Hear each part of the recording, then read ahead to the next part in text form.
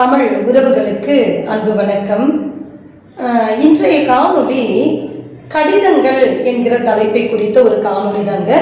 இந்த காணொளி யாருக்கெல்லாம் பயன்படும் அப்படின்னு பார்த்தோம்னா, இளங்கலை மற்றும் இளம் அறிவியல் திருவள்ளுவர் பல்கலைக்கழகத்தின் கீழ் பயின்று கொண்டிருக்கக்கூடிய மாணவ செல்வங்களுக்கும், அதே போல போட்டித் தேர்வுகளுக்கு தயாராகி கொண்டிருக்கக்கூடிய போட்டியாளர்களுக்கும் தமிழ் ஆர்வலர்களுக்குமாக எல்லோருக்குமே பயன்படக்கூடிய ஒரு காணொளி தாங்க.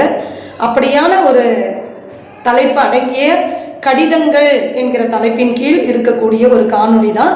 இந்த காணொலியை நீங்கள் நிச்சயம் முழுமையாக ஸ்கிப் பண்ணாமல் பார்க்கணும். ஏன் அப்படின்னா, இன்னைக்கு கடிதங்கள் என்பது வெறும் பெயர் அளவிலேயே ஒட்டி கொண்டு நிற்கின்றதே ஒழிய, நாம் சில காலங்களாக சில வருடங்களாக கடிதம் என்பதை அந்த ஒரு உணர்வுபூர்வமான ஒரு இணைப்பு பாலத்தை இழந்து இன்றைக்கு தொழில்நுட்பத்துக்குள்ளே இயங்கிக்கிட்டு இருக்கிறோம். அப்போது அந்த கடிதம்னா என்ன, கடிதத்துக்கான சிறப்பு என்ன, அதனுடைய வகைகள் என்ன, அதனுடைய அன்றைய நிலை இன்றைய நிலை என்ன என்பதை குறித்தெல்லாம் நிச்சயம் நாம் அவசியம் தெரிந்து வைத்திருக்க வேண்டும். அப்பொழுதுதான் நாம் அடுத்த தலைமுறைக்கு அதை கடத்தி செல்ல முடியும். எனவே அதற்கான ஒரு காணொளி தான் இந்த காணொளி. எனவே முழுமையாக ஸ்கிப் பண்ணாமல் பாருங்க. நிச்சயம் இது உங்களுக்கு ரொம்ப பயனுள்ள ஒரு காணொளியாக இருக்க போகுது என்பதில் எல்லளவும் ஐயம் இல்லை. வாங்க காணொளிக்குள்ள போகலாம். கடிதங்கள். முதல்ல இந்த கடிதம் என்பதற்கான விளக்கம் என்ன, கடிதம்னா என்ன அப்படின்னு பார்த்தீங்கன்னா, கடிதங்கள் மனிதர்களின் தொடர்புக்கு அடிப்படை பாலமாக இயங்கக்கூடிய ஒன்று. எங்கோ ஒரு மூலையில் இருக்கக்கூடிய கணவனாக இருந்தாலும் சரி, அல்லது அப்பாவாக இருந்தாலும் சரி, அல்லது பணி நிமித்தமாக செல்லக்கூடிய மாமா, அத்தை, அம்மா என்று எங்கோ இருக்கக்கூடிய வெகு தூரத்தில் இருக்கக்கூடிய உறவுகளின் பிணைப்பை, பாசத்தை, பந்தத்தை, அன்பை பரிமாறிக்கொள்ளக்கூடிய, இணைக்கக்கூடிய ஒரு மிகப்பெரிய ஊடகமாக, ஒரு இணைப்பு பாலமாக செயல்படக்கூடிய ஒன்றுதான் கடிதங்கள் அப்படின்னு பார்க்கிறோம். எளிமையாக சொல்ல வேண்டும் என்றால், தகவலை, செய்திகளை பகிர்வதற்கான ஒரு ஊடகமாக செயல்பட்ட ஒன்றுதான் கடிதம் என்பதை நம்மால் உணர்ந்து கொள்ள முடிகிறது. அடுத்து இந்த கடிதத்திற்கான சிறப்புகள் என்ன? இப்ப கடிதத்துக்கான விளக்கத்தை பார்த்துட்டோம். கடிதத்திற்கான சிறப்புகள் என்ன அப்படின்னு பார்த்தோம்னா, கடிதம் என்பது உணர்வு பூர்வமானது. நிச்சயமா உணர்வு பூர்வமானது தாங்க கடிதம். ஒரு தந்தை மகளுக்கு எழுதுவதோ, அல்லது ஒரு நண்பர் இன்னொரு நண்பருக்கு எழுதுவதோ, அல்லது ஒரு காதலன் காதலிக்கு எழுதுவதோ, அல்லது அண்ணன் தங்கைக்கு எழுதுவதோ, அல்லது தம்பிக்கு எழுதுவதோ, இப்படியான உறவுகளுக்கு மத்தியில் எழுதக்கூடிய, அது நண்பனாக இருந்தாலும் சரி, உறவுகளாக இருந்தாலும் சரி, அல்லது உறவுக்கு உரிய காதலி காதலனாக இருந்தாலும் சரி, நிச்சயம் அதில் எழுதக்கூடிய வார்த்தைகள் என்பது உணர்வு பூர்வமானதாக இருக்கும். அது சும்மா பொதுவாக நம்ம விடைத்தாளில் எழுதக்கூடிய வினாவிற்கு ஏற்ற விடையாக இருக்காது. உள்ளார்ந்து சிந்தித்து அவர்கள் நம் மீது வைத்திருக்கக்கூடிய புரிதலையும், நாம் அவர் மீது வைத்திருக்கக்கூடிய புரிதலையும் உணர்த்தக்கூடிய ஒரு உணர்வு பூர்வமானது கடிதம். அதுதான் நான் இங்க உணர்வு பூர்வமானது அப்படின்னு எழுதியிருக்கு. ரெண்டாவது பார்த்தீங்கன்னா, அந்த உணர்வை வெளிப்படுத்துவதற்கு ஏதோ அவசரத்தில் எழுதி முடிவது அல்ல ஒரு கடிதம் என்பது. நம்ம தேர்ந்து தெளிந்து உட்கார்ந்து அவருக்கு இந்த வார்த்தையை போட்டால் சரியாக இருக்கும், இதை வெளிப்படுத்த வேண்டும், நம்ம அவரை குறித்து என்னெல்லாம் நினைக்கிறோமோ அதையெல்லாம் எப்படியாவது சொல்லிவிட வேண்டும். இன்று நாம் நினைப்பது போல முகம் பார்த்து முகம் பேசக்கூடிய வசதி வாய்ப்புகள் அற்ற நிலையில் கடிதம் என்பது உண்மையாகவே ஒரு உணர்வின் பிறப்பிடமாக இருந்தது. நேரில் அவரை கண்டால் நாம் என்னெல்லாம் அவரை குறித்து பேசுவோமோ, அவரை குறித்து சொல்லுவோமோ, அத்தனையும் எழுத்தின் ஆற்றலால வெளிப்படுத்த முடிந்தது. எனவே அப்போ நேரம் எடுத்து உணர்வுகளை பகிரக்கூடிய ஒரு பிறப்பிடமாக இருக்கக்கூடியதுதான் கடிதம் அப்படின்னு பார்க்கிறோம். அடுத்து மூன்றாவது பார்த்தோம்னா, மறக்க முடியாத நினைவுகளின் இருப்பிடமாய் செயல்படக்கூடியது கடிதம். அந்த கடிதங்களுக்குள்ள இப்ப எடுத்து பார்த்தாலும் என்றோ எழுதிய கடிதம் இன்றைக்கும் அந்த உணர்வை அப்படியே நமக்கு பிரதிபலித்து காட்டும். இது நம்ம இன்னைக்கு ஃபேக்ஸ், மெயில், மெசஞ்சர், வாட்ஸ்அப் அப்படின்னு சொல்லிட்டு அதில் டைப் பண்றோமே, அந்த செய்திகளை நாம் 1 மாதம் 1 வருடம் கழித்து பார்ப்பதற்கும் இது போல எழுத்தின் அடிப்படையில் கடிதங்களின் வழியாக எழுதக்கூடிய அந்த செய்தி அந்த பகிர்வுக்கும் கட்டாயம் வித்தியாசம் இருக்கும். இந்த ஏடுகளில் எழுதக்கூடிய கடிதங்களில் எழுதக்கூடிய எழுத்து என்பது உணர்வு பூர்வமானது, நாம் எண்ணத்தில் சிந்தித்து கைப்பட எழுதக்கூடியது. ஆனால் நம்ம தொழில்நுட்பத்தை பயன்படுத்தி வாய்ஸ் மெசேஜ் அல்லது டைப் பண்றோம் அப்படின்னா கட்டாயம் அந்த ஒரு உணர்வை அது ஏற்படுத்தாது. ஏன்னா தொழில்நுட்பம் செய்து கொண்டிருக்கிறது அந்த வேலை. அப்போ கடிதம் என்பது அப்போ அந்த உணர்வை கொட்டி எழுதக்கூடிய ஒரு கடிதத்தை வாசிக்கின்ற பொழுது அப்படியே வாசிக்க வாசிக்க அந்த மறக்க முடியாத நினைவுகள் நம் கண் முன்னே வந்து விடும். அது கடிதத்திற்கே உரிய ஒரு சிறப்பு. எனவே மறக்க முடியாத நினைவுகளினுடைய இருப்பிடமாக செயல்படக்கூடியது, உணர்வின் பிறப்பிடமாக செயல்படக்கூடியது, உணர்வு பூர்வமானது கடிதம் அப்படின்னு அதனுடைய சிறப்புகள். எல்லாவற்றிற்கும் மேலா ஒரு வரலாற்று முக்கியத்துவம் வாய்ந்த ஒரு ஆவண பெட்டகமாக திகழக்கூடியது. அதை நம்ம சேமித்து வைக்கக்கூடிய ஒரு ஒன்று கடிதம் என்பது. அப்போ வரலாற்று முக்கியத்துவம் வாய்ந்தவை கடிதம். இப்படியான சிறப்புகளோடு இயங்கக்கூடியதுதான் கடிதம்னு பார்க்கிறோம். இப்ப கடிதத்துக்கான விளக்கத்தை பார்த்துட்டோம், கடிதத்துக்கான சிறப்புகளை பார்த்துட்டோம். சரி, இத்தகைய சிறப்போடு இருக்கக்கூடிய கடிதம் அன்னைக்கு என்ன நிலைமையில் இருந்தது, இன்றைய நிலைப்பாடு என்ன என்பதை நம்ம கட்டாயம் தெரிஞ்சுக்கணும். அன்றைய நிலை என்று பார்க்கும்போது நாம் முன்னரே குறிப்பிட்டது போல மனிதனுடைய தொலைதூரத்தில் இருக்கக்கூடிய மனித மனங்களை பகிரக்கூடிய, வெளிப்படுத்தக்கூடிய, பறைசாற்றக்கூடிய ஒரு ஊடகமாக செயல்பட்டது கடிதம் அப்படின்னு சொல்லலாம். இந்த கடிதம் ஊடகமாக செயல்பட்டது யார் யாருக்கு இடையே, எதை நிலைக்கலனாக கொண்டு கடிதம் எழுதப்பட்டது அப்படின்னு உறவினர்களுக்கு மத்தியில் கடிதங்கள் பகிரப்பட்டது. அதாவது அத்தை மாமா, அண்ணன் தம்பி, அக்கா தங்கை, அதே போல மாமா சித்தி சித்தப்பா தாத்தா பாட்டி என்று உறவினர்களுக்கு மத்தியில் ஒரு வகை கடிதம். அதே போல நண்பர்களுக்கான கடிதம், ஃப்ரெண்ட்ஸுக்கு எழுதக்கூடிய கடிதம். அதுக்கப்புறம் நமக்கே உரியவர்கள், அன்பிற்கு உரியவர்கள், ஒரு கணவன் மனைவிக்கு எழுதுவதோ, மனைவி கணவனுக்கு எழுதுவதோ, அல்லது காதலன் காதலிக்கு எழுதுவதோ, இப்படியான காதலி காதலனுக்கு எழுதுவதோ என்று ஒத்த அன்புக்கு உரியவர்கள் எழுதி கொள்ளக்கூடிய ஒரு வகையிலான கடிதம் என்று இது மாதிரி உறவினர்கள், நண்பர்கள், அன்பிற்கு உரியவர்கள் என தகவலை பரிமாறி எங்கோ ஒரு மூலையில் வேலை செய்து கொண்டிருப்பார் கணவன். இராணுவத்திலேயோ அல்லது வேற பணி நிமித்தமாக வெளிநாடுகளுக்கு சென்றிருக்கலாம். அவருடைய எண்ண ஓட்டங்களை மனதிலே நிலைநிறுத்தி கொண்டு தன்னுடைய வலியையும் வேதனையும் துக்கத்தையும் பிரிவையும் துன்பத்தையும் உணர்வுகளையும் பகிரக்கூடிய ஒரு இடமாக இருந்தது கடிதம். இதே போலதான் நட்பு. சிறு பிள்ளைகள் இருந்து ரொம்ப நெருக்கமாக நம்ம பழகி விளையாடி இருப்போம்.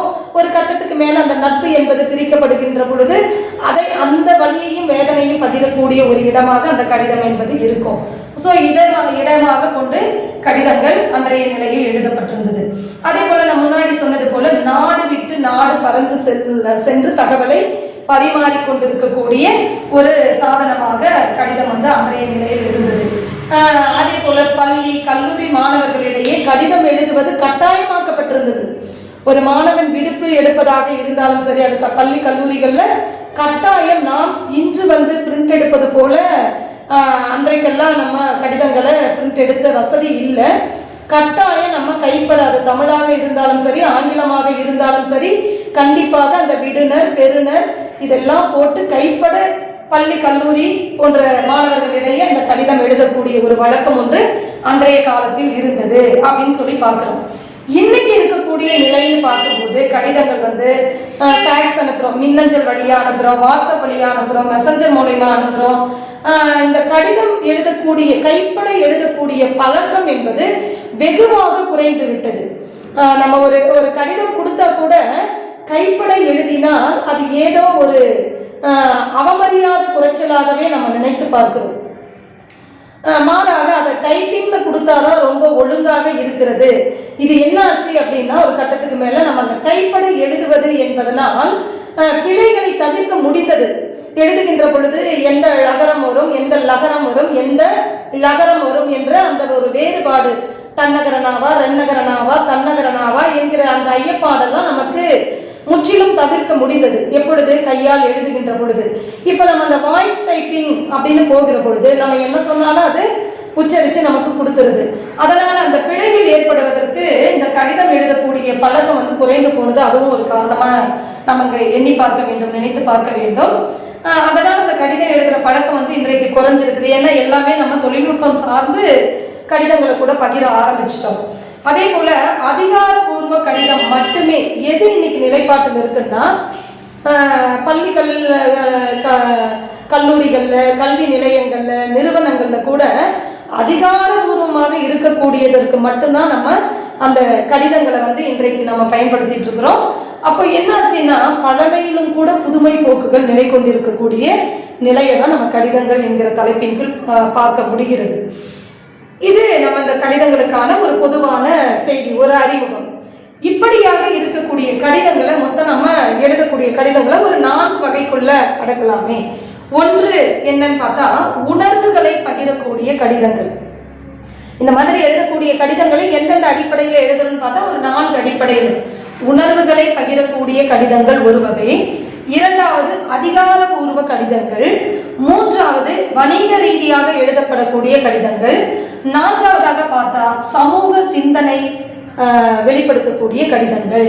இப்படி இந்த 4 அடிப்படையில தான் நம்ம அதிகமாக கடிதங்களை வந்து இன்றைக்கு பயன்படுத்திக்கிட்டு இருக்கோம். அதுவே என்னென்ன மாதிரி பாருங்க. இப்போ உணர்வுகளை பகிரக்கூடிய கடிதங்கள்னா நண்பர்களுக்கு, அம்மாவுக்கு அல்லது அப்பாவுக்கு அல்லது உறவினர்களுக்கு, மாமா அத்தை அது போன்றவர்களுக்கு, அதே போல பிடித்தவர்கள், நம்ம மிக நெருக்கமானவர்களுக்கு, பரிச்சயமானவர்களுக்கு, தெரிந்தவர்களுக்கு, இப்படியான முறையில் எழுதக்கூடிய ஒரு கடிதத்தை நம்ம உணர்வுகளை பகிரக்கூடிய கடிதங்கள் அப்படின்னு சொல்லுவோம். இது என்னென்ன அடிப்படையில் நம்ம எழுதுவோம் அப்படின்னு பார்த்தீங்கன்னா, நன்றி செலுத்துவதற்காக நம்ம கடிதம் எழுதுவோம், நண்பர்களுக்கு எழுதுவோம், தாத்தாவுக்கு எழுதுவோம், அதே போல பிறந்த நாள் வாழ்த்துக்காக நம்ம கடிதம் எழுதுவோம். அதே போல வேற என்னத்துக்கு நம்ம இது போல உணர்வுகளை வந்து வெளிப்படுத்துவதற்காக இது போன்ற கடிதங்களை எல்லாம் நம்ம எழுதுறோம் அப்படிங்கிறத நம்ம பார்க்க முடியும்.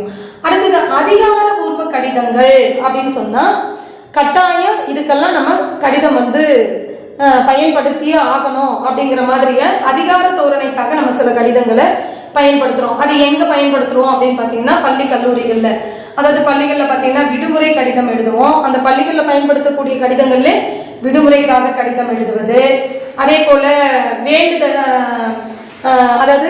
வேண்டுதல் விடுக்கிறதுக்காக, கோரிக்கை விடுக்கிறதுக்காக கடிதம் எழுதுறது, புகார் கடிதம் எழுதுறது, அதே போல நன்றி கோரி கடிதம் எழுதுறது, அதே போல அனுமதி வேண்டி கோரிக்கை கேட்டு கடிதம் எழுதுறது. இப்படியாக நம்ம அதிகாரபூர்வமான கடிதங்களை ஒரு வகையை பார்க்க முடியும். அடுத்தது மூன்றாவது பார்த்தீங்கன்னா வணிக சார்ந்த கடிதங்கள். வியாபார நோக்கில் நம்ம ஒரு ஒப்பந்தம் செய்து கொண்டு பொருளாதார அடிப்படையில் பார்க்கும்போது பொருளாதார வரவுக்காக வேண்டி முன்கூட்டியே அந்த தொகைக்கான கோரிக்கை கேட்டு ஒரு கடிதம் எழுதுறது, அதே போல பொருளாதார விளக்கத்திற்காக கடிதம் எழுதுறது, அதே போல வேண்டுதல் கேட்டு ஒப்புகை கடிதம் எழுதுறது. இப்படியாக நம்ம வணிகம் சார்ந்த சில கடிதங்களை வந்து நம்ம எழுதுறது உண்டு. அதே போல சமூக சிந்தனை சார்ந்த கடிதம்னு பார்த்தோம்னா, இப்ப நம்மளுடைய தெருவில் அதிகமாக குப்பை இருந்துட்டு இருக்கு, அதை வந்து யாருமே கவனிக்கல அப்படின்னா ஒரு மாநகராட்சிக்கு நம்ம வந்து என்ன பண்றது, அனுமதி புகார் கடிதம் எழுதுறது. அதை வந்து எடுக்கிறதுக்கு வந்து ஏதாவது எங்களுக்கு ஆவணம் செய்யுங்கள் அப்படின்னு சொல்லிட்டு அனுமதி கோரி புகார் கடிதம் எழுதுறது.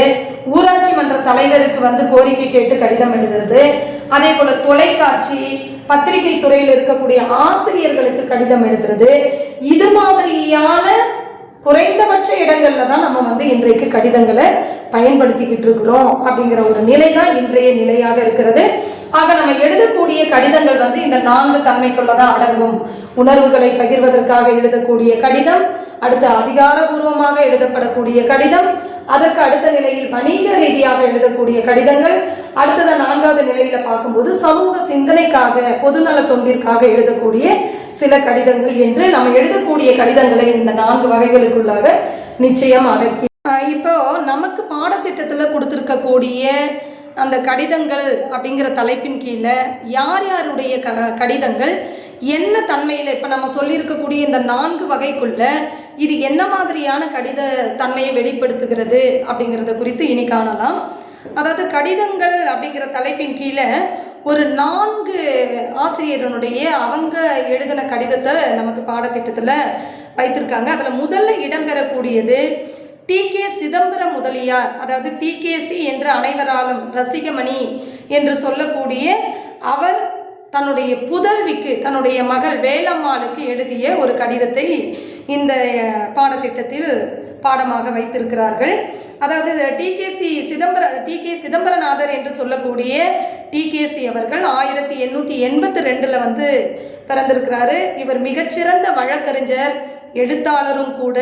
அதே போல தமிழ் இலக்கிய துறையினுடைய முன்னோடியாக செயல்படக்கூடிய ரசிகமணி என்று பலராலும் அடையாளம் காட்டி கொண்டாடப்படக்கூடிய இவர், அதாவது சென்னையில் கல்கி என்கிற இதழில் 47/49 ஒரு கடிதம் எழுதப்பட்டதை இங்கே பகிர்ந்திருக்கிறாங்க.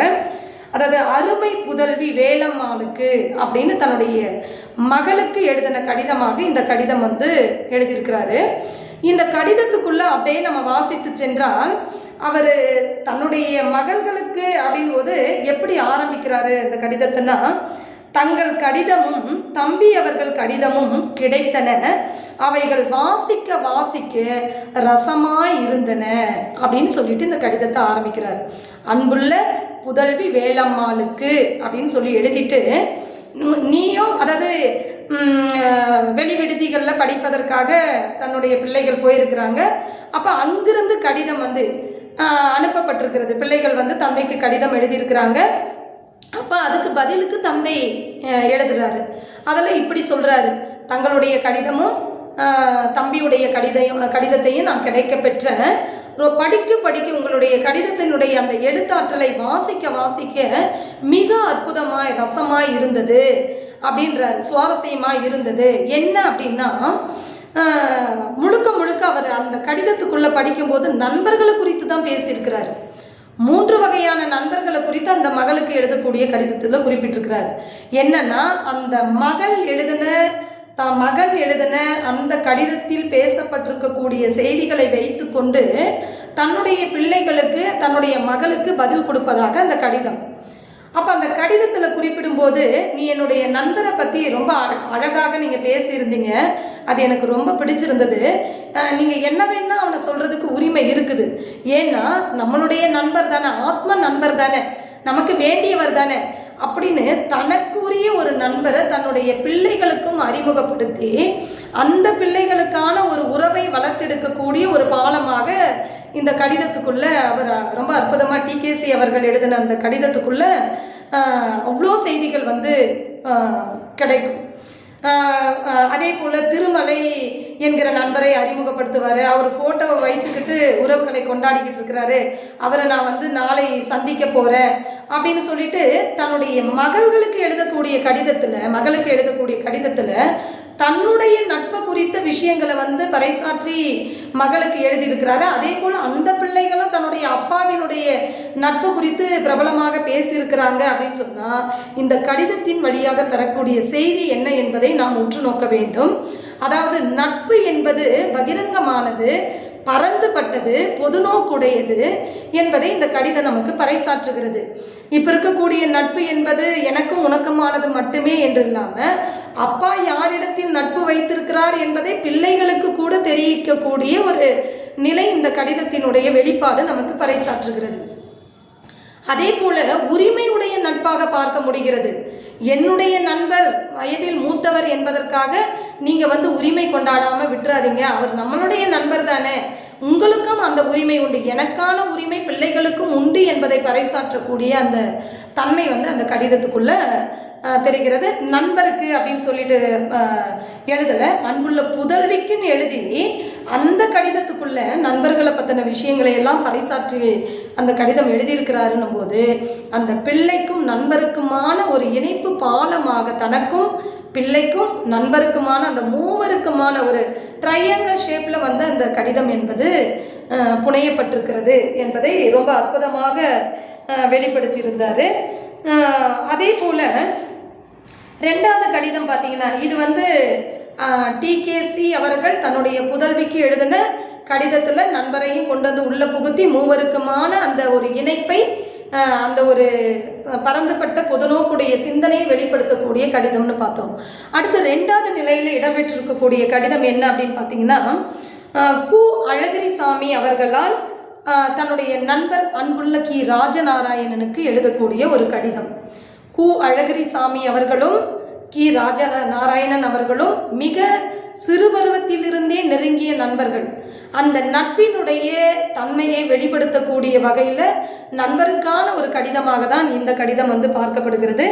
கு. அழகிரிசாமி என்பவர் தன்னுடைய நண்பனுக்கு எழுதின கடிதம், நான் ஏற்கனவே அறிமுகத்தில் சொன்னது போல ஒரு உணர்வு பூர்வமான கடிதம்.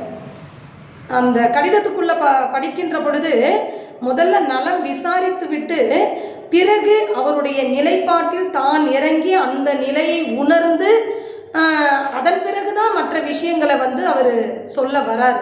அப்போ உண்மை ஒருவரினுடைய நிலையில் இறங்கி யோசித்து பிறகு தான் சொல்ல வந்த கருத்தை வெளிப்படுத்தக்கூடிய ஒரு இடமாக இந்த கடிதம் வந்து நண்பனுக்கு எழுதின கடிதத்தில் பார்க்க முடிகிறது.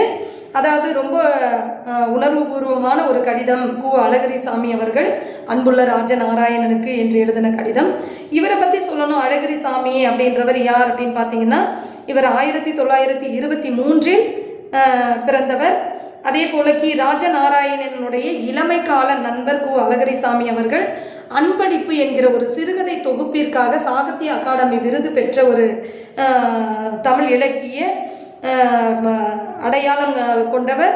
அதே போல புதினங்கள், சிறுவர் இலக்கியங்கள், மொழிபெயர்ப்பு இலக்கியம், நாடகம், சிறுகதை, கட்டுரை என்று பல்வேறு தளங்களில் தடம் பதித்தவர் தான் கு. அழகிரிசாமி அவர்கள்.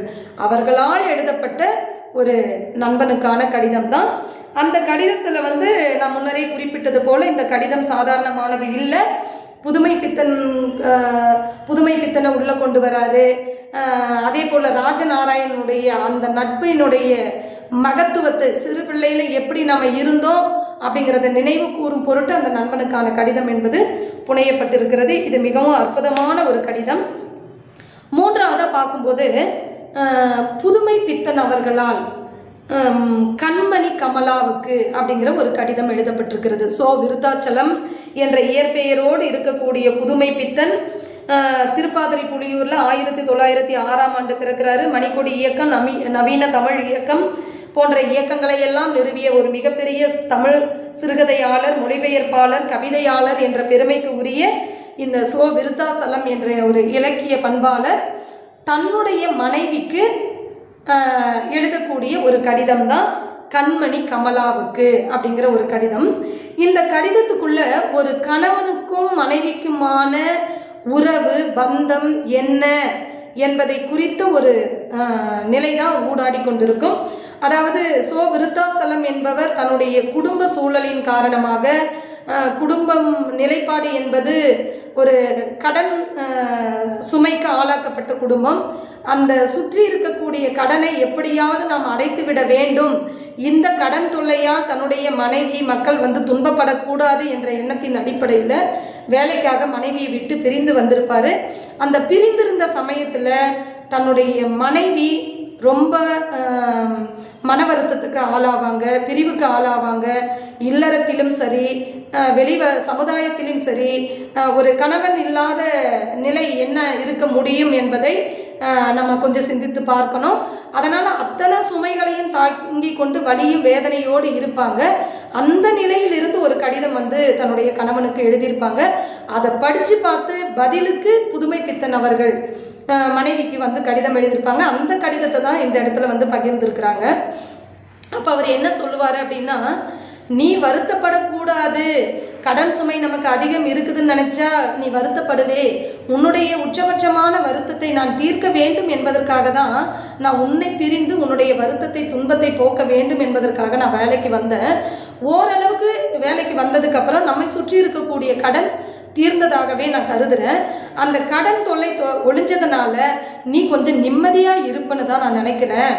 ஆனால் நீ இந்த கடிதத்தை எழுதியிருக்கும் போது உனக்கான வருத்தங்கள், நீ படுகின்ற அசிங்கம் அத்தனையும் எனக்குமானது தான். நீ எப்படி தூக்கம் வராமல் துன்பப்படுகிறாயோ, வேதனைப்படுகிறாயோ, அவதிப்படுகிறாயோ, அத்தனையும் நானும் பட்டுக்கொண்டுதான் இருக்கிறேன்.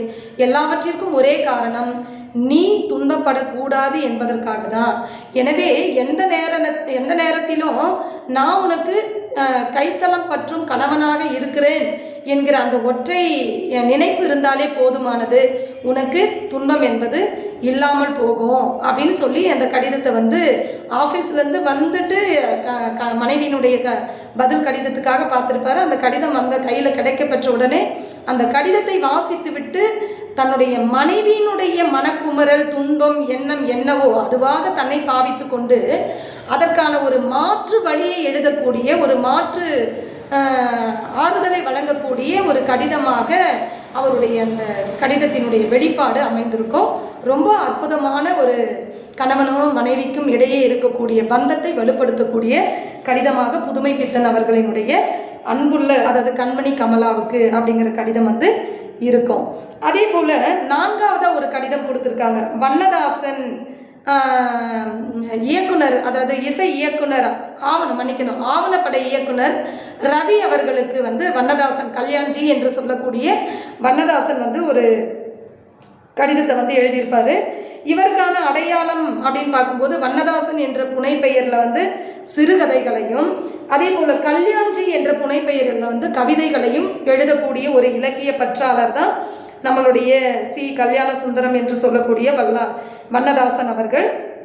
இவர் 1946 திருநெல்வேலியில் பிறந்திருக்கிறாரு. சிறுகதை தொகுப்புகள், புதினங்கள், கவிதை தொகுப்புகள், கட்டுரைகள், கடிதங்கள் என இவரும் பன்முகத்தன்மை கொண்டு இருக்கக்கூடிய ஒருவர் தான். இப்படியான இந்த தமிழ் அடையாளம் கண்டிருக்கக்கூடிய வண்ணதாசன் அவர்கள் தன்னுடைய ஆவணப்பட இயக்குனர் அவர்களுக்கு இசையை மையம் கொண்டு ஒரு கடிதம் எழுதியிருப்பார். அந்த கடிதமுமே ரொம்ப அற்புதமான ஒரு கடிதமாக இருக்கும். இந்த கடிதத்திற்கான விளக்கத்தை எல்லாம் அடுத்த காணொளியில் சந்திக்கலாம். எனவே கடிதங்களினுடைய வகைகள் எப்படியானது? முதல் கடிதம் பாருங்க, மகளுக்கு எழுதக்கூடிய கடிதம், தந்தை மகளுக்கு எழுதக்கூடிய கடிதம். 2வது கடிதம் பாருங்க, நண்பருக்கு எழுதக்கூடிய கடிதம்.